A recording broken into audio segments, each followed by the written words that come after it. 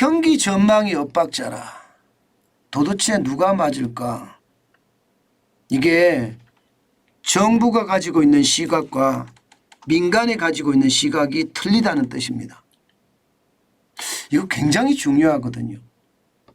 경기 전망을 어떻게 보느냐에 따라서 투자를 할 것이냐 말 것이냐, 창업을 할 것이냐 말 것이냐, 이런 결정을 할 수밖에 없습니다. 그런데 도대체 누구 말을 믿고 투자를 해야 되는지 도대체가 알 수 없다, 이렇게 얘기할 수 있는 부분입니다.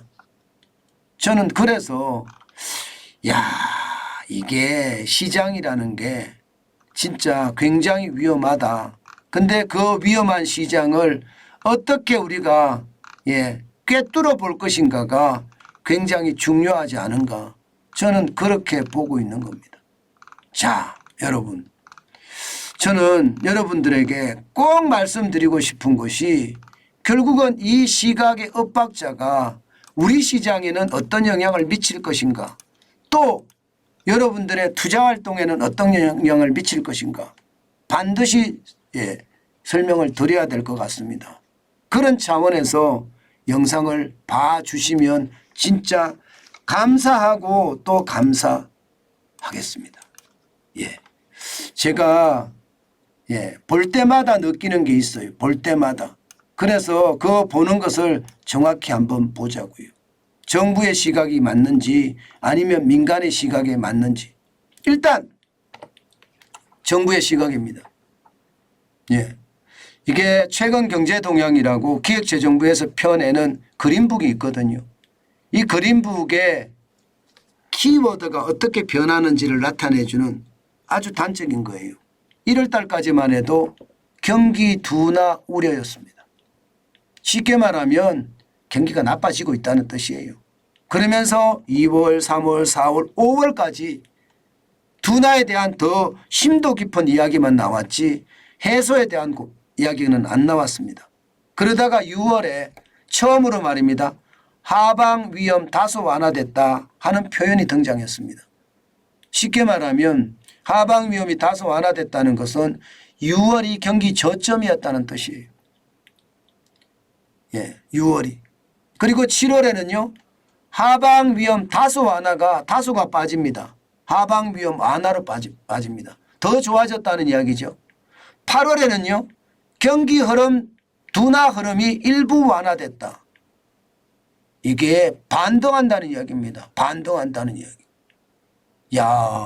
이게 어떻게 생각하면 지금 정부는 경기에 대한 자신감을 가지고 있는 거고 그 자신감이 이렇게 단어에 녹아 들어있다 이렇게 이야기할 수가 있죠.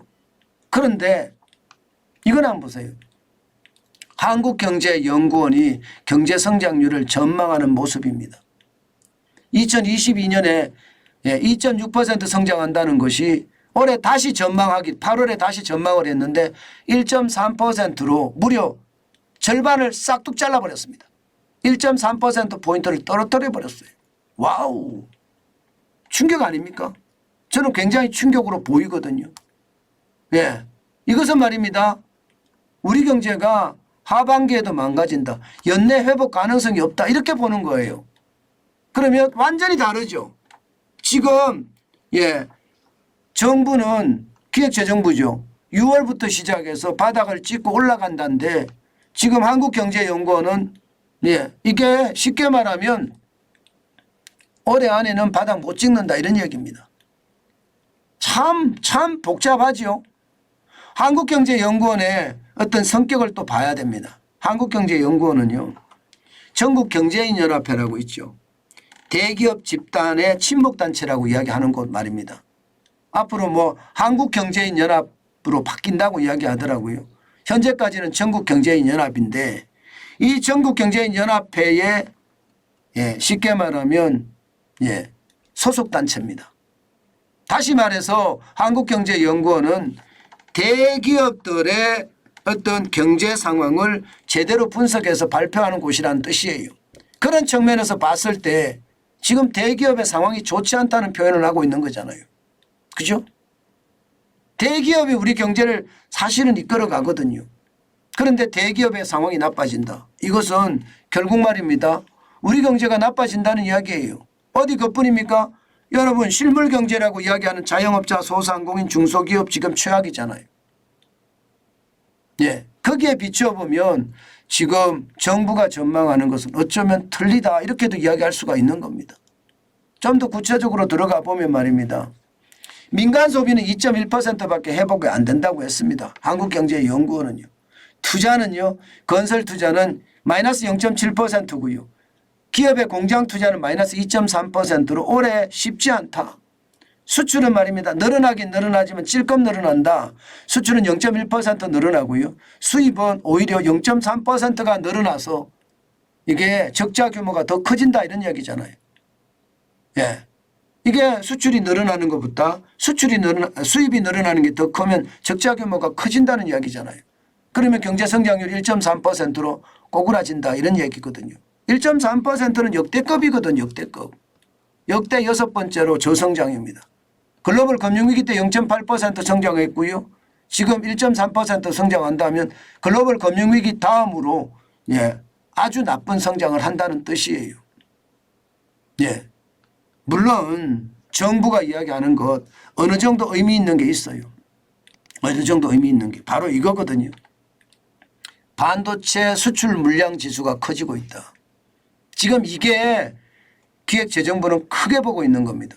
지난 2월까지만 하더라도 반도체 수출 물량이 늘어난다는 뜻이에요. 0.1% 늘다가 3, 4월에는 마이너스로 빠졌거든요. 4월에는 마이너스 1.3%까지 빠지다가 5월에는 8.1%가 늘어나고요. 물량이 그만큼 늘어났다는 거예요. 6월에는 21.6%가 늘어났다. 그렇기 때문에 이제 수출을 중심으로 경제가 회복이 될 거다. 이게 일부 완화라는 게 바로 이 부분입니다. 지금 수출에서도 실제로 보면 6월 7월에 흑자를 냈잖아요. 11억 2,600만 달러 흑자를 냈고요. 6월에 7월에는 16억 2,600만 달러 흑자를 냈습니다.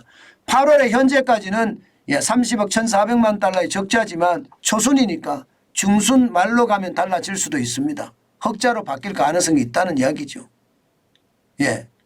저는 이것을 보면서 우리가 참 경계를 해야 될 부분이 있겠다 그런 생각을 합니다. 왜냐하면 말입니다. 왜냐하면 정부의 입장과 민간의 입장이 다르다. 이것은 어쩌면 말입니다. 우리 경제에 대한 어떤 난맥상이 저는 길어진다 이렇게 보는 거예요. 난맥상이 길어진다. 난맥상이 길어진다는 건 여러분 그만큼 저는 위기에 가까워진다 이런 생각이 들고요. 이런 난맥상은 결국 경제 위기에 단초를 제공하지 않을까 저는 그런 생각도 해봅니다. 경기가 좋아진다 어떻게 생각하면 내년 총선을 의식한 것 아닌가 이런 생각도 들거든요. 분명한 것은 여러분 제가 여러분들에게 변곡점이라고 말씀을 드렸죠. 경기 전망이 좋아지는 것도 아니고 나빠지는 것도 아니고 지금 웅크리고 있다 그 말씀을 드렸는데 그게 맞습니다. 그만큼 지금 보세요. 2023년에 현재까지 무역 적자액이 278억 5,400만 달러입니다. 작년에 477억 8,500만 달러의 절반이 넘는 수준이잖아요. 그 정도로 말입니다. 경제가 좋지 않다는 이야기. 수출이 차지하는 비중이 굉장히 큰데 수출이 망가졌다는 이야기. 지금 IMF 때 84억 5천만 달러, 글로벌 금융위기 때 132억 6,700만 달러의 적자였는데 이때보다가 지금 2배 이상이 크잖아요.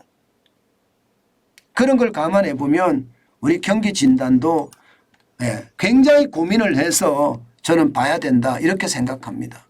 무조건 말입니다. 좋은 게 좋은 거다. 뭐 정부가 이야기하는 건데 맞겠지 이렇게 생각해서는 저는 절대 안 된다고 보는 겁니다. 그만큼 말입니다. 그만큼 시장의 어떤 진단이 중요하다. 그리고 시장의 진단은요 아주 지독하게 봐야 된다. 저는 그 말씀 여러분들에게 계속 올리고 있습니다. 이거 자칫 잘못하면요. 자칫 잘못하면 오판을 할 수가 있거든요. 이 오판이 여러분도 알다시피 오판이 시장을 망치는 것은 당연하고요. 자칫 잘못하면요. 자칫 잘못하면 저는 여러분들의 자산을 진짜 잃어버리는 그런 최악의 상황도 오지 않겠느냐. 저는 그런 생각도 솔직히 많이 해봅니다. 그렇기 때문에 여러분 조심하시고 또 조심하시고 또 조심하셨으면 좋겠어요. 그 조심만이 여러분들의 자산을 지켜주지 않을까. 저는 그렇게 생각합니다. 그것이 말입니다. 여러분들에게 그 어느 때보다 중요하다. 저는 그렇게 생각하거든요. 그렇게 하셔야 된다. 그 말씀 다시 한번 제가 올립니다.